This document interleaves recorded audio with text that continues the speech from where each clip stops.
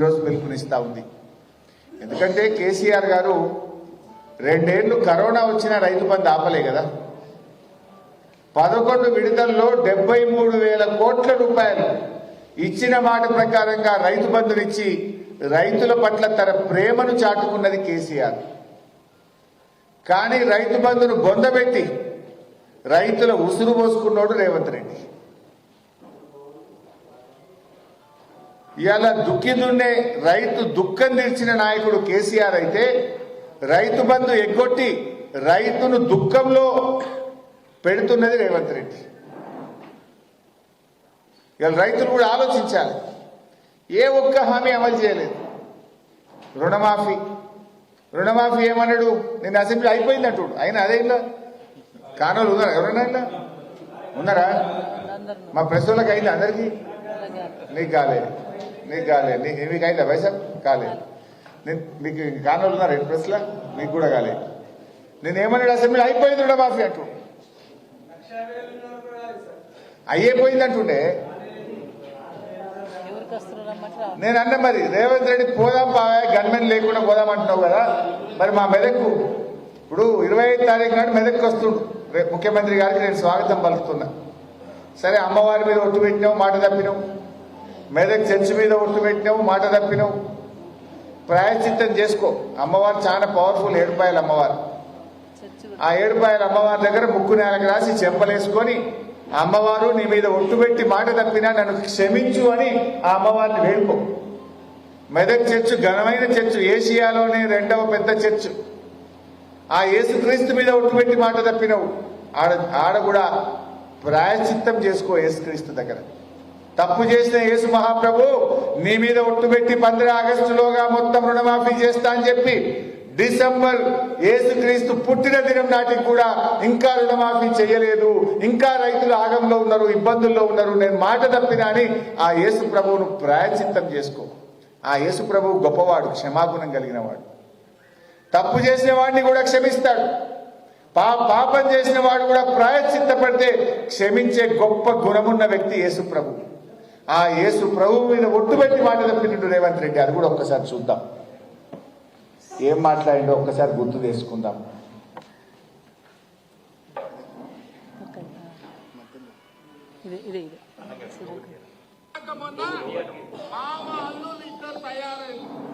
రైతు రుణమాఫీ చేస్తామని నేను ఈ వేదిక మీద నుంచి తెలంగాణ రాష్ట్ర రైతాంగానికి మెదకు చర్చి సాక్షిగా 7 రూపాయల తూకమ్మ సాక్షిగా నేను మాట ఇస్తున్నా. 15 ఆగస్టు లోపల ప్రతి రైతుకు 2 లక్షల రూపాయల లోపల రుణమాఫీ చేసే బాధ్యత మాది, మా ప్రభుత్వాన్ని. నాది మాట. నేను మాట ఇస్తున్న మిత్రులారా, తెలంగాణ రైతాంగానికి 7 రూపాయల తూకమ్మ సాక్షిగా నేను మాట ఇస్తున్నా. 15 ఆగస్టు లోపల మీ 2 లక్షల రుణమాఫీ చేసే బాధ్యత నాది. నాది అన్నాడు. ఇప్పుడు ఏమైంది మరి? क्या हो गया भैया? एक सीएम बोले तो कम से कम उसको थोड़ा तो इज्जत तो रहना चाहिए. कल के दिन इनके बाद कोई సమస్తే క్యా నమ్ముతారా? ఎవడన్నా రేవంత్ రెడ్డి ఏదైనా మాట ఇస్తే ఇంకెవడు నమ్ముతాడా? ముక్కోటి దేవుళ్ళ మీద ఒట్టు పెట్టి మాట తప్పినోడు కాదు. చర్చ్ మీద పెడితివి, దర్గా మీద పెడితివి. जाएंगे फिर दरगाह पे भी इन्हें वादा करा, ప్రామిస్ కరా. అంటే అందరినీ మోసం చేసిండు. నేను అడుగుతున్నా రేవంత్ రెడ్డి, రేపు వస్తున్నా కదా 25 తారీఖు, చాలా సంతోషం. రండి. మెదక్ జిల్లాలో మీరు మంచిగా దర్శనం చేసుకొని ఆ ప్రాయశ్చిత్తం చేసుకున్నాక ఏ ఊరికన్నా పోదాం. మీ ఇష్టమున్న ఊరికి పోదాం. నువ్వు గన్మెల్ని నిలిచిపెట్టు, నేను గన్మెల్ని నిలిచిపెడతా. మనమే పోదాం, ఇద్దరమే పోదాం. ఏ ఊరికన్నా పోదాం. నా ఊర్లో పోయి కసీర్ కాడ కూర్చొని మీ ఊర్లో రుణమాఫీ అయిందని అడుగుదాం. అయిందంటే నేను ముక్కు నెలకు రాస్తా, కాలేదంటే నువ్వు రాస్తావా అని రేవంత్ రెడ్డిని అడుగుతున్నా. ఏ ఊరికన్నా పోదాం. మెదక్లో నీ బుద్ధున్న ఊరికి పోదాం. రేవంత్ రెడ్డి మెదక్ జిల్లాలో 25 తారీఖు నువ్వు రమ్మంటే నేను వస్తా, నిలబడతా. నువ్వు ఏ ఊరికంటే ఆ ఊరికి ఇద్దరం కలిసి పోదాం. కసీర్ కాడ నిలబడదాం. ఊరందరినీ పిలిచి మీ ఊళ్ళో రుణమాఫీ అయిందని అడుగుదాం. మరి నువ్వు నిన్న అసెంబ్లీలో అయిపోయిందని ఎట్లా చెప్తావు? నేను అడుగుతా ఉన్నా, ఏ రకంగా చెప్తావు అసెంబ్లీలో? అంటే ప్రజల్ని మోసం చేస్తావా? బ్యాంకర్ల మీటింగ్లోనేమో 49,000 కోట్లు అన్నారు, ఆ తర్వాత 40,000 కోట్లు అన్నారు, క్యాబినెట్లో 31,000 కోట్లు అన్నారు, అసెంబ్లీకి వస్తే 26,000 కోట్లే బడ్జెట్లో పెట్టిండ్రు. ఇచ్చిందేమో 17,000 కోట్లు, షేరిందేమో 12,000 కోట్లు.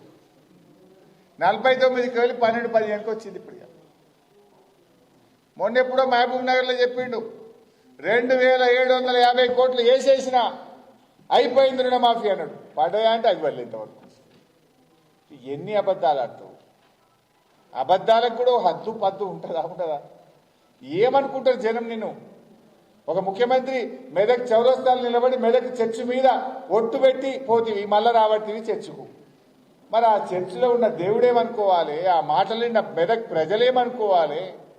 నువ్వు ఇచ్చిన హామీ అమలు చేయకుండా అమ్మవారి మీద ఒట్టు పెట్టి, చర్చి మీద ఒట్టు పెట్టి, మాట తప్పి మళ్ళా రాబట్టి మెదక్కు పోని. ఇచ్చిన హామీ అమలు చేసుకొని వచ్చినా డేట్ పోయినా జరగన పర్వాలెత్తి అనుకుందాం. 15 ఆగస్టు అన్నాడు, పోనీ డిసెంబర్ కన్నా చేసిండు, సేమ్ అయితే చేసింది వచ్చింది అనుకుందాం. చేయకుండానే రాబట్టి సిగ్గు లేకుండా. ఏమన్నా కొంచెమన్నా రేషం ఉండాలి కదా మనిషి అంటూ. మెదకు పోతున్నా మరి ఆ రోజు చర్చి మీద ఒట్టు పెడితే, దేవుని మీద అమ్మవారి మీద ఒట్టు పెడితే, ఎవడన్నా అడుగుతాడో ఏందో, ఆడ ప్రెస్ వాళ్ళు గిట్ట అడుగుతారేమో, రైతులు గిట్ట అడుగుతారేమో.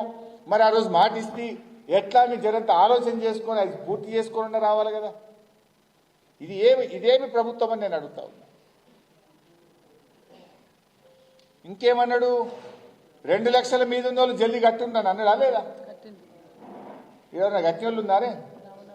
నువ్వు కట్టినావా? సీన్ లేవు. ఎంత కట్టినావు? ఏం పేరు నీ పేరు? ఏం సీను? కుర్తివాడ సీను. కుర్తివాడ గ్రామమా? 4 లక్షలు అప్పు ఉండే సీనుకు. 2 లక్షలు రేవంత్ రెడ్డి చెప్పిండే కట్టినావు. ఇక కట్టినావు, అప్పు తెచ్చినావు. అది ఎట్లా కట్టాలి, ఇప్పుడు ఇది ఎట్లా కట్టాలి? మరి ఇవి అది కూడా ఒక్కసారి చూద్దాం ఏమన్నాడు.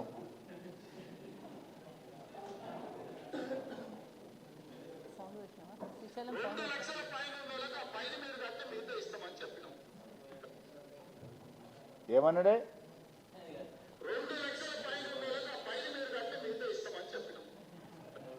ఇప్పుడేమంటాడు? ఇచ్చుడే లేదు. ఇప్పుడు అవి కడితే ఈ మిత్తి ఆ మిత్తి ఏమైపోవాలి సీను? అంటే ఇలా ప్రజలు పాపం రైతులు ఏం చేయాలో దిక్కుతోచిన పరిస్థితి వచ్చింది. ఇవాళ పొద్దున పేపర్ చూస్తే 3 రైతులు ఆత్మహత్య చేసుకున్నారు. మన మెదక్లో కూడా కూచన్పల్లిలో ఒక రైతు